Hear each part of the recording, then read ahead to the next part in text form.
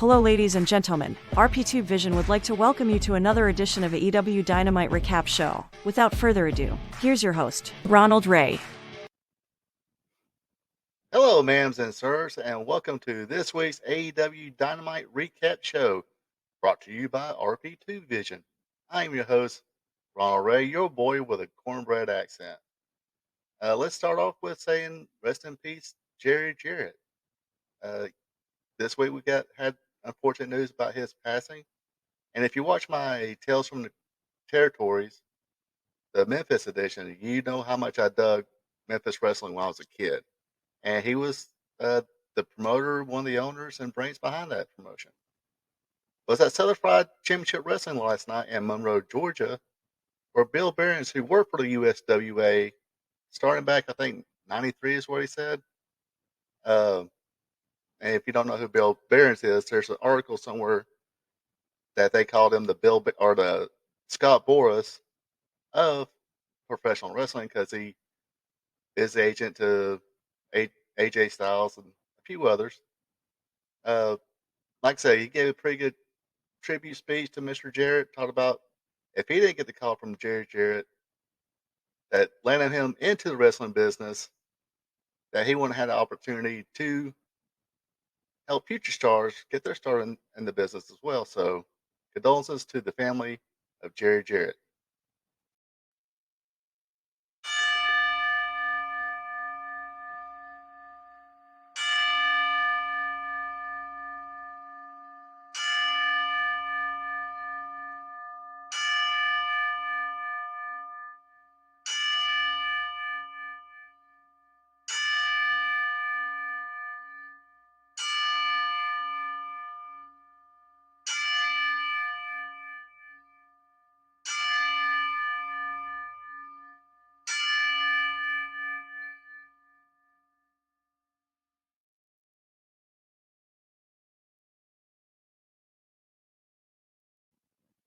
And this week's episode of Dynamite takes place at the Sam's Auto Arena.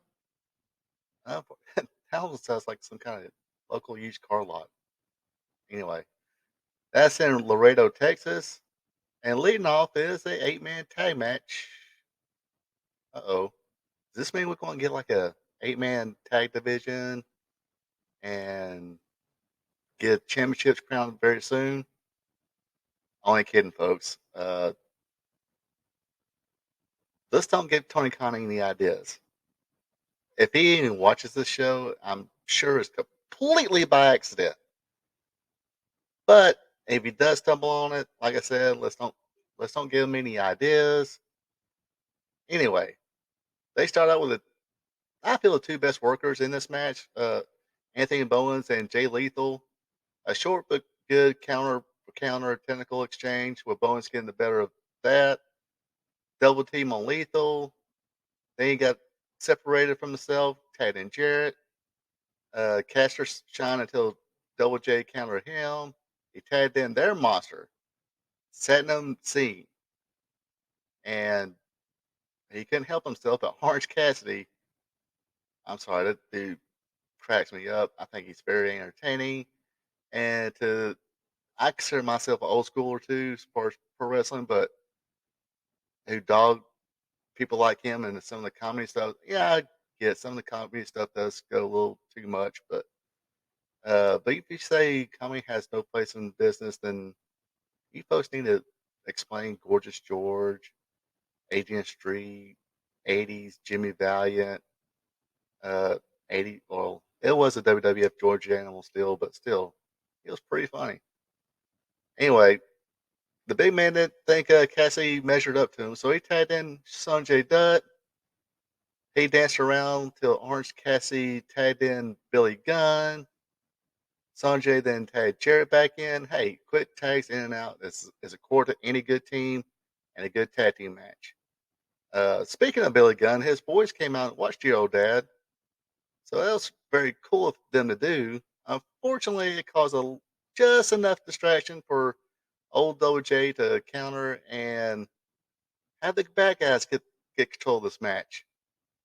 Uh, they put heat on Billy Gunn until the acclaim actually tried to help out Daddy Ass a little bit.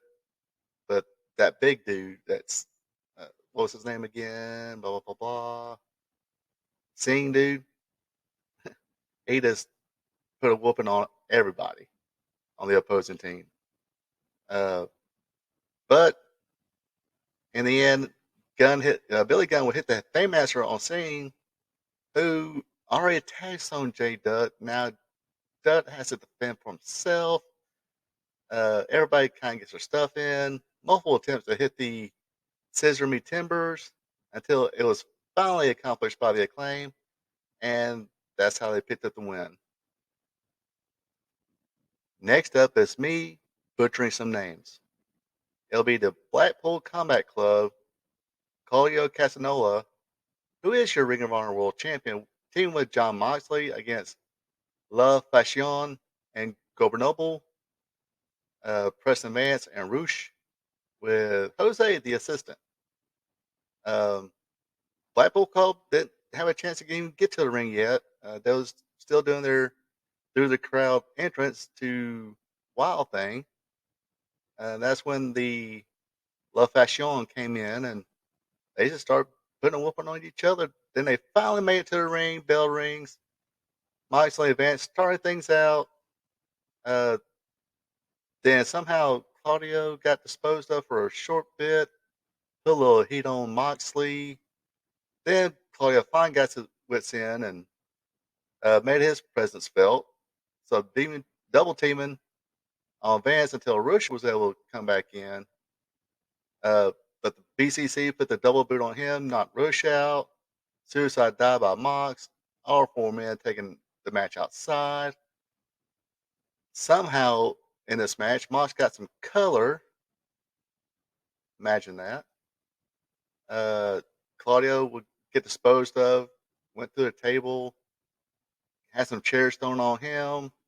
But Moxley stayed in, that kept fighting on, and Claudio was finally made a comeback and nailing Rush and Vance with a heavy chain. We get color from Vance here. 2 count on Vance after the big swing, thanks to Roosh cut that off. All 4 men still in the ring. Everybody gets involved. Jose gets involved, but gets chased away by Wheeler Yuta, the other Blackpool Combat Club member. Uh, and using the chain and the armbar, John Moxley was able to get Preston Vance to tap out, and your winner was the Blackpool Combat Club. Our next match is Mark Briscoe versus the Technical Beast, Josh Woods. I didn't really see. I seen, I guess, pictures, a few videos of him. He seems pretty decent.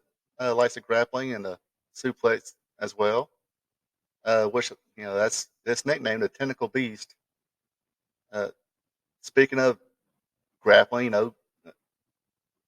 Woods would have some solid grappling until Briscoe would counter with a football tackle. Looked like Briscoe was going for a dive when Tony Nese and Ari Davari uh, tripped him up.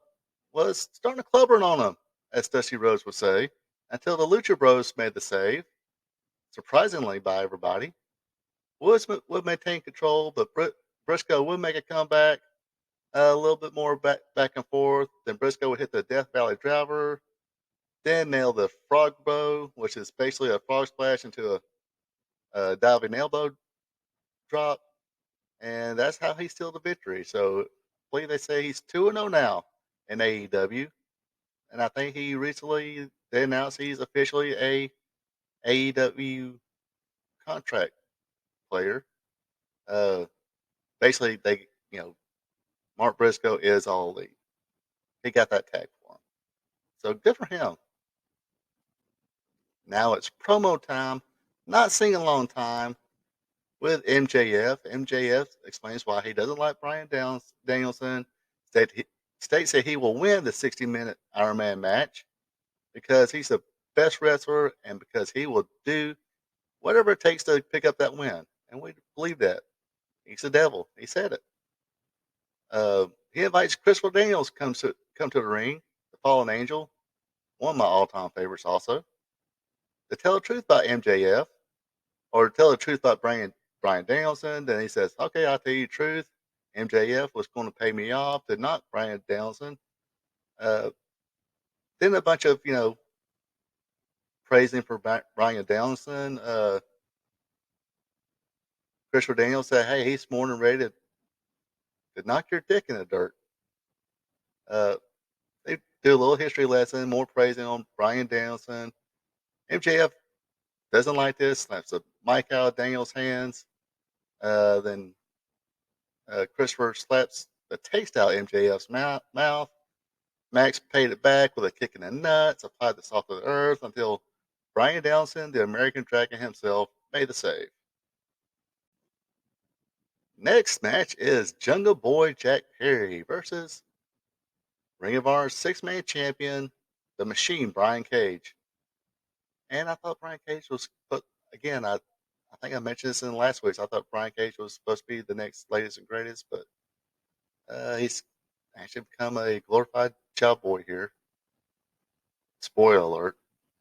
Anyway, highlights of the match was Dylan's baby boy opened up with a front drop kick, 10 punch of doom corner punch, until Cage muscles over in the opposite corner. Jungle Boy was able to knock Cage out of the ring, nail a couple of suicide dives, then went for a tope. Cage counters with a crucifix bomb on the apron. This would put Cage in the driver's seat during most of the commercial breaks. But Jack Perry made a comeback and winning using the Oklahoma roll. So good for Cage. He didn't have to tap out to the bear lock. After the match, we seen Christian Cage come out. He's at the entrance. And Jack Perry was going to go after him, but was met with a mace in the eyes. Christian then took off his brace, revealing that, hey, his arm's fine now, and hit the kill switch engage on Perry right there at the entrance. So that saga continues. I guess that'll be a match for Revolution. We will see. Next up is some cowboy shit here. Hangman Adam Page versus Kip Sabian. Kip Sabian will offer up a cowboy hat to Adam Page, but the Rhinestone Cowboy would have none of that. Answers with a right hand. Guess Adam Page didn't appreciate getting a whooping from Sabian and the Butcher and Blade earlier. Sabian would give it back, hitting the cannonball in the corner. Sabian would go for a cross body block, but is caught and countered with a fallaway slam, following a kip up. I will say Page was doing a good job in this match, selling his head, but of course it could be just him fixing his hair the whole time. Who knows? Just kidding. He was selling still got the head injury. Anyway, Sabian would get back in control after a baseball slam as Page was distracted trying to get Penelope Ford's phone number. Hey, you new you're this generation guys. I thought you were better than that. No means no. No phone number for you, Paige. Go home to your wife. Again, only kidding. In the end, though, Paige will make a comeback, hit the Deadeye, which, in my opinion, I think he should be using this for the finisher instead of the whole buckshot move. Buckshot, setup move, Deadeye, seals the deal. That's what I would prefer, but I don't get to make those decisions. Anyway, we got some post-match shenanigans. Well, not really shenanigans. There's a bunch of talking here. Moxley and his boys came down. Moxley says, hey, I think our business is done. I pinned you last time. But the emo cowboy, Moxley's words, not mine, said he wasn't satisfied, nor does he think John is satisfied with it. Threw down a challenge for Revolution. Mox said, hey, I'm glad you thought that way because I think the same thing. Reminded Paige that he has no friends. Looks like Moxley did the same thing we all did, forgot about the Dark Order. You boys and girls remember them. They were sort of a big deal, especially when Luke Harper came in, then became forgotten when, unfortunately, Harper passed away. Became a little bit of a comedy ad, trying to get Anna Page to join them. Remember those guys? Yeah. I think there was only, even on the first show or second show, yeah, had this whole, anyway. Even Uno got in John Moxley's face, pie faced him, said he ain't scared, and John Moxley just looked past him and looked at Anna Page, said, "Hey, Revolution, Texas Death Match," which looks like that's going to be official too. That would be that should be a good one. I'll even admit to that one.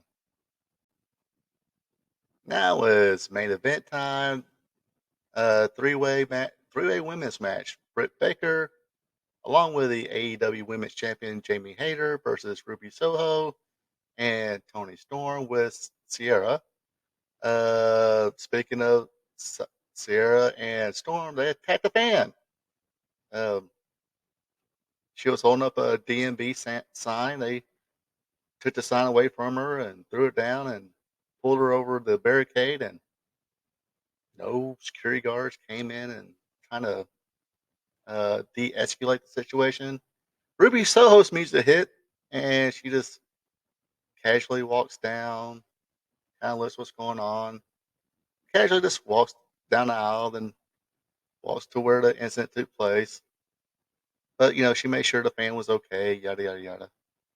Anyway, yeah, Tony Storm and Saria walk away. Uh, yes, I understand this was a plant and all that, but come on, let's put some effort. Let's at least make Soho look like she gave it shit. Anyway, the story of this match is Ruby Soho. She's stuck in the middle of this. Looks like a original women of AEW versus the former ex WWE stars or women wrestlers, and that feud has started a little bit. And she's kind of stuck in the middle because they felt she's been there long enough. I guess she's been there over a year now. I think year and a half maybe. Um, so she's almost considered original, and but she's got that ties with the ex WWE women. But Ruby Soho, she just wants to fight everybody, and that's all. That's what we got here. Ruby went after she tried to get a little cheap victories from both DMB and Tony Storm.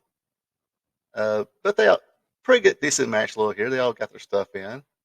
At one point, Storm had Soho in a cloverleaf. Britt Baker came in with a lockjaw. That's when Hayter and Sierra got involved. Uh, Storm hit Baker with a hip attack. Soho threw Storm out of the ring, hit Sarah, and then rolled up Britt Baker and got the win. Got a little post match. Sarah came in and slapped Soho, and it looked like Hayter was going to hit her with a belt, and she's like, "Hey, you just hit me, but you're trying to hit me with a belt." That kind of deal. And she screamed, "Leave her alone!" And they both exit the ring. She got the pose, and that was the end of tonight's show. And that was another action-packed show from AEW, with all things leading up to Revolution. So far, the card looks like Bryan Danielson versus MJF for the Heavyweight Championship in a 60-minute Iron Man match. A four-way tag title match, the Guns versus the Acclaim, with two other teams to be determined later, and a good old-fashioned Texas death match with Adam Page versus Jon Moxley. So far, looks like a pretty solid card. What do you guys think? What did you guys think of this week's Dynamite show? Did y'all like it? Leave a comment. We'll rap about it. But that does it for me for this week's AEW Dynamite Recap show. Don't forget to hit that subscribe button if you're not a subscriber yet. And if you want to follow me on Facebook, it's Ronald Ray. And if you want to follow me on Twitter, it's at RRPATRPTV46. Sorry for that long title, but had a brain fart. Anyway, you folks have a good one, and I'll see you guys next week. We here at RP Tube Vision would like to thank you for tuning in. Don't forget to like, subscribe, and share. Also check out friends of the show Ecolife Natural for home-crafted candles, hand cloth, and other home and personal goods. Look them up on Facebook. Link will be available below the video. That is Ecolife Natural.